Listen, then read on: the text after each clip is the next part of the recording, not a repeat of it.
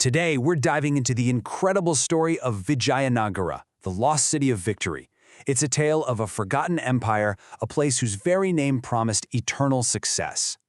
Okay, picture this. Deep in southern India, you come across these just incredible ruins. You see these massive stone walls, right? They're snaking across this landscape of giant granite hills. And believe it or not, this is all that's left of what was once the capital of a seriously powerful empire. And the name, wow, the name held so much promise. Vijayanagara. In Sanskrit, that means the city of victory.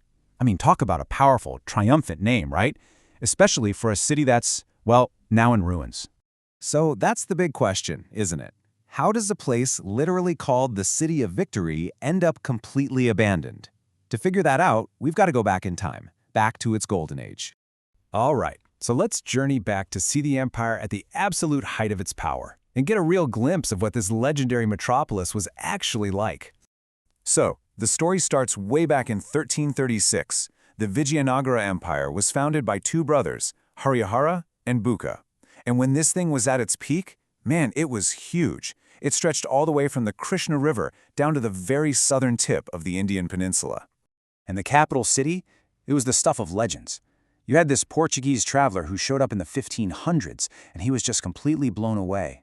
He wrote that it was as big as Rome and just stunning to look at, filled with gardens and these really sophisticated water systems. And you know what? He wasn't exaggerating.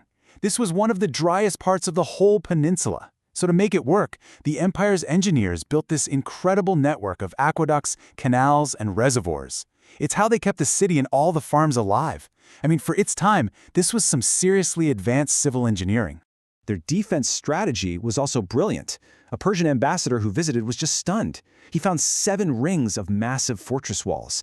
And get this, they didn't just protect the city center, they actually enclosed huge areas of cultivated fields and gardens. Think about that. It means during a siege, they could just keep farming and feeding themselves. They could hold out for years.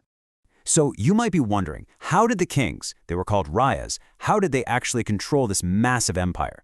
Well, they had a really clever political setup called the Amara-nayaka system. This was pretty much the backbone of their entire military and government. Okay, so here's the breakdown. The Raya, the king, would give a chunk of territory to one of his military commanders, a Nayaka. That Nayaka then got to govern the area, collect taxes, and use some of that money to keep his own private army ready to go. The rest of the cash, plus some gifts, went back to the king. It was a really smart way to fund a huge army, right? But it also meant these commanders had a ton of power. And that little detail, it's going to come back to haunt them later. And boy, did they need that army. The whole region was like a giant chessboard with all these competing powers. You had the Gajapati and Orissa. They were the lords of elephants. Then you had the Deccan sultans, the lords of horses, or Ashwapati. And finally, the Vijayanagara Rayas, who called themselves the Narapati, the lords of men. Talk about a power statement. It was just a constant battle for land, resources, and control. The empire reached its absolute zenith, its highest point, under its most famous ruler, Krishnadeva Raya.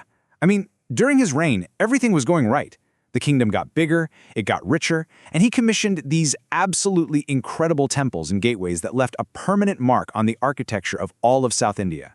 But, as we all know, even the brightest golden age has to end. And for Vijayanagara, the fall from that peak was just shockingly fast and absolutely devastating.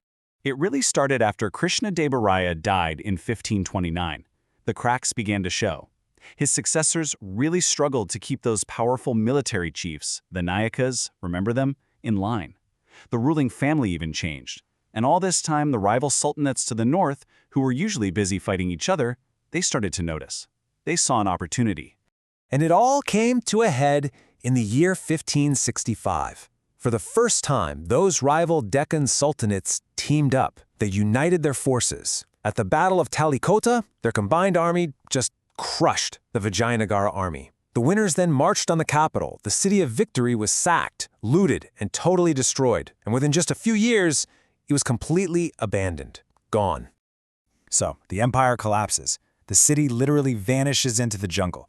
But the story doesn't stop there, because now you have this new mystery. How do you even begin to piece together the history of a place that was so completely and utterly erased? Well, even though the empire was gone, the memory of this great city survived. The local people kept it alive. Now, they didn't call it Vijayanagara.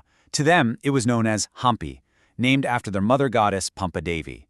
And it was this oral history passed down through generations that kept the story from disappearing completely. Fast forward to the year 1800. An engineer with the British East India Company, a guy named Colonel Colin Mackenzie, stumbles across these ruins. He's the one who created the very first survey map of the site, and that's what really brought it to the attention of the rest of the world. And this whole process is just a perfect example of how history gets rediscovered. It's like historical detective work. Mackenzie and all the historians who came after him, they pieced this giant puzzle together. They used his maps, they listened to the oral traditions from the local priests, they translated inscriptions on temple walls, and they dug up those old accounts from foreign travelers. Then they checked all of that against what modern archaeologists were finding.